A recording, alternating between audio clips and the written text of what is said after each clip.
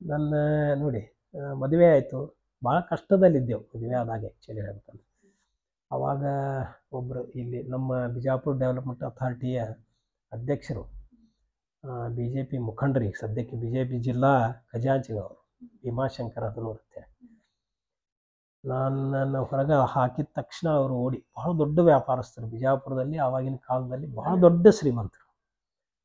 ಅವರು ಓಡಿ ನನ್ನ ಹತ್ತಿರ ಬಂದು, ನೀವು ಎಲ್ಲಿ ಹೋಗೋದಿಲ್ಲ, ನಮ್ಮ ಮನೆಗೆ ಬರಬೇಕು ಅಂತ ರಿಕ್ವೆಸ್ಟ್ ಮಾಡೋರು, ವಿನಂತಿ ಮಾಡೋರು. ಆವಾಗ ನಾನು ಹೇಳಿದೆ, ಇಲ್ಲ ತಪ್ಪಾಗ್ತದೆ ಅಂತ, ನಿಮ್ಮ ಕಡೆಗೆ ಬಂದು ನಾ ಇದ್ದರೆ ತಪ್ಪಾಗ್ತದೆ, ನಾನು ಸ್ವಂತ ಇರೋನು, 2 ದಿವಸ ನಾನು ಹೇಳ್ತೇನೆ ಅವ್ರ ಮನೆಯಲ್ಲಿ ಬಿಡ್ಬೋದು, ಬಟ್ ನಾನು ಮಾತ್ರ ಹೀಗೆ ಇರೋದು, ನನ್ನ ಸ್ವಂತ ಕಾಲ ಮೇಲೆ ನಿಲ್ತೀನಿ ಅಂತ. ಆಮೇಲೆ 2 ದಿವಸದಲ್ಲಿ ನಾನು ಮನೆ ಹಿಡಿದೆ. ಏನೋ ಕಷ್ಟ, ಭಾಳ ಕಷ್ಟದ ಕೆಲಸ ರೀ. ನಮ್ಮ ಸಂಸಾರ ಪ್ರಾರಂಭ ಆಗಿದ್ದು ಸ್ಟೋವ್, ಅದು ಬಾಡಿಗೆ ಸ್ಟೋವ್.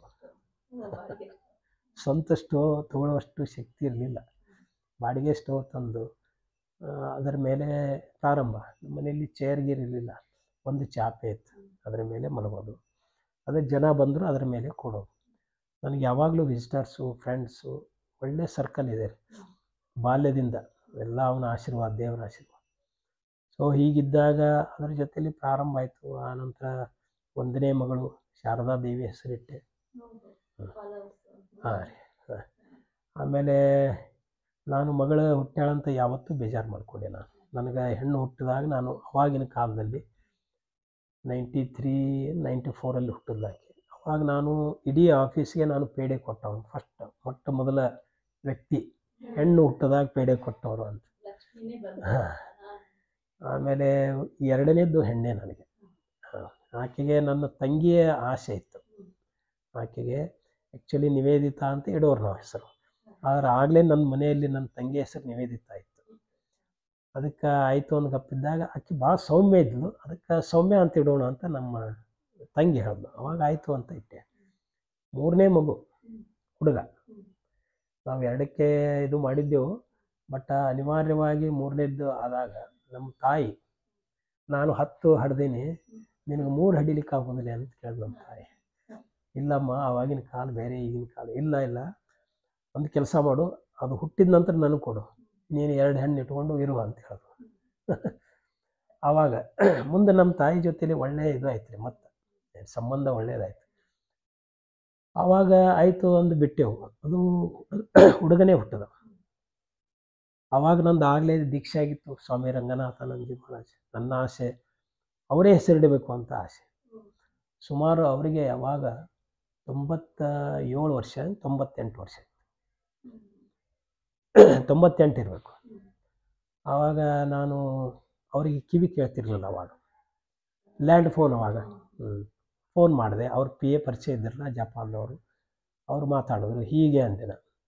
ಆಮೇಲೆ ಅವ್ರೇನಂದ್ರು, ಇಲ್ಲ ಸ್ವಾಮೀಜಿ ಕಿವಿ ಕೇಳ್ತಾ ಇಲ್ಲ, ನಾನು ಅವ್ರನ್ನ ಮಾತಾಡಿಸಿ ನಿಮಗೆ ಹೆಸರು ಸಜೆಸ್ಟ್ ಮಾಡ್ತೀನಿ ಅಂತ ಹೇಳಿದ್ರು. ಇಲ್ಲ, ನನಗೆ ಅವರಿಂದೇ ಬೇಕು. ಎಸ್, ಡೆಫಿನೆಟ್ಲಿ ಅವರಿಂದನೇ ಹೇಳ್ತೀನಿ. ನಾವು ಇವನಿಗೆ ಹೆಸರು ನನ್ನ ಮನಸ್ಸಿನಲ್ಲಿ ನರೇಂದ್ರ ಅಂತ ಇಡಬೇಕಂತಿತ್ತು. ಆದರೆ ರಂಗನಾಥಾನಂದಜಿ ಮಹಾರಾಜರ ಮುಂದೆ ಫೋನ್ ಬಂತು ನನಗೆ ಅವ್ರದ್ದು. No, your son's name should be Dhruv ಅಂತ ಹೇಳಿದ್ರು. ಆಮೇಲೆ ಅನಿವಾರ್ಯ, ಅವಾಗೇನಿಲ್ಲ, ಬೇರೆ ಯೋಚನೆನೇ ಇಲ್ಲ. ಎಸ್, ಧ್ರುವ್ ಅಂತ ಇಡು ಅಂತಾಯಿತು. ಅವನಿಗೆ ಹೆಸರು ಧ್ರುವ್ ಅಂತಿಟ್ಟೆ. ಸೊ ಇಬ್ಬರು ಹೆಣ್ಣು ಮಕ್ಕಳು ಭಾಳ ಸಾತ್ವಿಕರು. ಶಾರದಾ ದೇವಿ ಅಂದರೆ ಶಾರದಾ ದೇವಿನೇ. ಆಕೆ BA ಮುಗಿಸ್ಕೊಂಡು ಡಿಪ್ಲೊಮಾ ಇನ್ ಯೋಗ ಆಗಿದೆ, ಮಹಿಳಾ ಯೂನಿವರ್ಸಿಟಿಯಲ್ಲಿ ಡಿಪ್ಲೊಮಾ ಮಾಡಿದ್ದಾಳೆ, ಅಕ್ಕಮಾದಿ ಯೂನಿವರ್ಸಿಟಿಯಲ್ಲಿ. ಆಕೆ ಇನ್ನೊಬ್ಬಕ್ಕಿ, ಆಕೆ PUC ಸೆಕೆಂಡ್ ಇಯರ್ ಸೈನ್ಸ್ ಆದ ನಂತರನೇ ಮದುವೆ ಆಯಿತು, ಸ್ವಲ್ಪ ಬೇಗ ಆಯಿತು. ಆಮೇಲೆ ಆಕೆ ಈ ಡಿಪ್ಲೊಮಾ ಕೋರ್ಸ್ ಮಾಡಿದ್ದಾಳೆ ಪ್ಯಾರಾಮೆಡಿಕಲಲ್ಲಿ. ಅಂದರೆ ಈ ಸೇವೆ ಭಾವನೆ ಹೇಗೆ ಬರ್ತದೆ ನೋಡ್ರಿ. ಆಕೆ ಒಂದು ಚಾರಿಟೇಬಲ್ ಹಾಸ್ಪಿಟಲಲ್ಲಿ ಫ್ರೀಯಾಗಿ ಸೇವೆ ಮಾಡ್ತಾಳೆ. ನನ್ನ 2ನೇ ಮಗಳು ಸೌಮ್ಯ ಫ್ರೀಯಾಗಿ. ಅದು ಯಾವ ರೀತಿ ಮಾಡ್ತಾಳೆ ಅಂದರೆ, ಯಾಕಂದ್ರೆ ಆ ಚಾರಿಟೇಬಲ್ ಹಾಸ್ಪಿಟಲ್ದು ಸೆಕ್ರೆಟರಿ ನಾನೇ. ನಾನು ಹೋದಾಗ, ನಾನು ಫಸ್ಟ್ ಡೇ ಆಕೆಗೆ ಅಲ್ಲಿ ಬರ್ತೀನಿ ಅಂದಾಗ ಹೇಳಿದೆ, ನೀನು ಯಾವತ್ತೂ ಇಲ್ಲಿ ಜನರಿಗೆ, ಸ್ಟಾಫ್ದವರಿಗೆ ನಾ ತಂದೆ ಅಂತ ಹೇಳುವಾಗಿಲ್ಲ ಅಂತ. ಆಕೆ ಅದನ್ನು ಒಪ್ಪಿಕೊಂಡು ಇದ್ಲು. ಆಕೆ ಅಲ್ಲಿ ಯಾವ ರೀತಿ ಕೆಲಸ ಮಾಡಿದ್ರೆ, ಅವ್ರು ಯಾರು ವಾಮಿಟಿಂಗ್ ಮಾಡಿದ್ರೆ ಅದನ್ನು ಬಳಿದು ತೆಗಿತಾಳೆ, ಅಷ್ಟು ಸೇವೆ ಮಾಡ್ತಾಳೆ. 1 ಪೈಸೆ ಎಕ್ಸ್ಪೆಕ್ಟ್ ಮಾಡೋದಿಲ್ಲ ಯಾರಿಂದನೂ. ಈ ರೀತಿ ಇಬ್ಬರನ್ನು ಮದುವೆ ಮಾಡಿದ್ದೇನೆ ಇಬ್ಬರು. ನಂತರ ಧ್ರುವ ಧ್ರುವ ಆ ದೇವರ ಆಶೀರ್ವಾದ ನೋಡ್ರಿ. ಧ್ರುವ ಅಂದ್ರೆ ಭಾಳ ಸಂಭಾಯಿತ ವ್ಯಕ್ತಿ, ವೆರಿ ಇಂಟೆಲಿಜೆಂಟ್ ಫೆಲೋ. ಅವನು ನಾವು ಅವ್ರ ಬಗ್ಗೆ ಕಾಳಜಿ ಮಾಡದೇ ಇದ್ದರು. ಮತ್ತು ನಮ್ಮ ಸ್ಥಿತಿ ಅಷ್ಟು ಇರಲಿಲ್ಲ ಅವಾಗಾದರೂ ಸಹಿತ. 3 ಮಕ್ಕಳಾದವು ನನಗೆ. ಭಾಳ ಕಡಿಮೆ ಸ್ಯಾಲ್ರಿ ಆವಾಗಿನ ಕಾಲಕ್ಕೆ, ಈಗೆಲ್ಲ ಜಾಸ್ತಿ ಇದೆ ಸ್ಯಾಲ್ರಿ. ಅದರಲ್ಲಿ ಕಷ್ಟಪಟ್ಟು ಒಳ್ಳೆಯ ಸ್ಕೂಲಿಗೆ ಹಚ್ಚುವಷ್ಟು ಶಕ್ತಿ ಇರಲಿಲ್ಲ. ಇಂಗ್ಲೀಷ್ ಮೀಡಿಯಮ್ ಸ್ಕೂಲಿಗೆ, ಇಲ್ಲೇ ಲೋಕಲ್ ಸ್ಕೂಲಿಗೆ ಹಚ್ತಿದ್ದೆ. ಅವನು 10th ಮ್ಯಾಥಮೆಟಿಕ್ಸ್ಗೆ 100ಕ್ಕೆ 100 ತೊಗೊಂಡು. ಆಮೇಲೆ ಈವನ್ PU ಸೆಕೆಂಡ್ ಇಯರ್ಲಿ 100ಕ್ಕೆ 100. ಸೊ ಆವಾಗ ಗೊತ್ತಾಯಿತು. ಅವನು ಹೇಳ್ದ ಮುಂದೆ ಬೇರೆ ಕಡೆಗೆ ಇಟ್ಟು ಅಭ್ಯಾಸ ಮಾಡಿಸ್ಬೇಕಾದ್ರೆ ಇಲ್ಲ ಅಂದವನು. ಇಲ್ಲ, ನಾನು ಇಲ್ಲೇ ಮಾಡ್ತೀನಿ ಬಿಜಾಪುರದಲ್ಲಿ ಅಂತ. ಬಿಜಾಪುರ ಇಂಜಿನಿಯರಿಂಗ್ ಕಾಲೇಜಿಗೆ ಹಚ್ಚಿದೆವು ಇಲ್ಲಿ. ಅವನು ಇಂಜಿನಿಯರಿಂಗ್ ಮುಗಿಸಿ ಈಗ ಫಲಾಬೆಲಾ ಅಂತ ಒಂದು ಸೌತ್ ಅಮೇರಿಕನ್ ಕಂಪ್ನಿ ಇದೆ, ಅಲ್ಲಿ ಸಾಫ್ಟ್ವೇರ್ ಇಂಜಿನಿಯರ್ ಅಂತೇಳಿ ಬೆಂಗಳೂರಲ್ಲಿ ಕೆಲಸ ಮಾಡೋದು.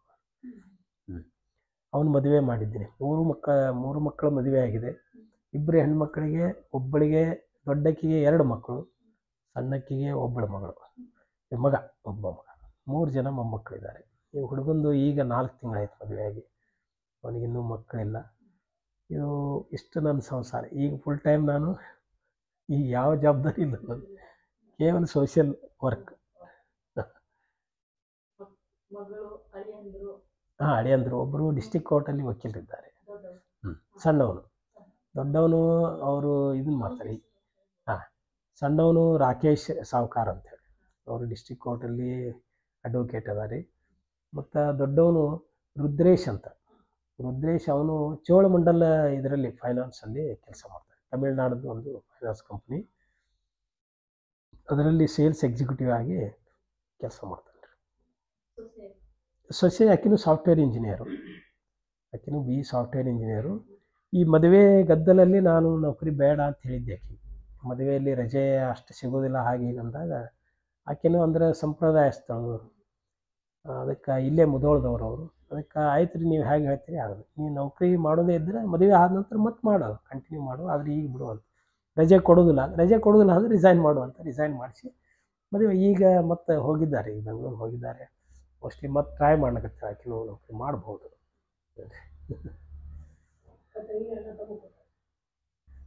ಒಂದೇ ಮನೆಗೆ ಅಂದರೆ 2 ಮಕ್ಕಳನ್ನು ಒಂದೇ ಮನೆಗೆ ಕೊಟ್ಟೆವು. ಹೆಣ್ಮಕ್ಳನ್ನು. ಅವರಿಬ್ಬರು ಬ್ರದರ್ಸ್, ಇವರಿಬ್ಬರು ಸಿಸ್ಟರ್ಸ್.